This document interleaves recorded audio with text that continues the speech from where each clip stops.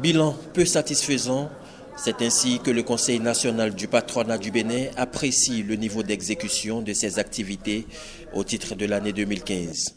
Alors, votre institution, en 2015, a essayé, dans la mesure du possible, de se rendre visible tout au long de l'année. Par rapport à tout ce qui concerne la fiscalité, elle a été le précurseur d'un certain nombre de mesures qui ont été adoptées, notamment la mesure incitative par rapport à la création des nouveaux emplois.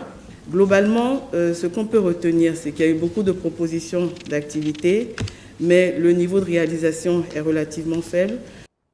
Cette contre-performance est en grande partie imputable à la rareté des ressources financières, certains membres ayant du mal à payer leurs cotisations.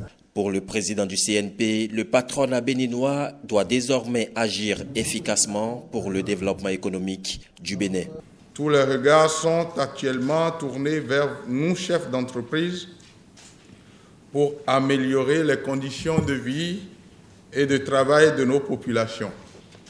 Qu'ils vous souviennent, mesdames et messieurs, que dans un passé récent, nous avons œuvré ensemble pour l'amélioration du climat des affaires dans notre pays.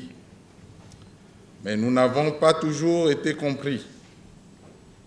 Le moment est donc venu pour qu'ensemble, nous puissions bâtir un Bénin économiquement fort.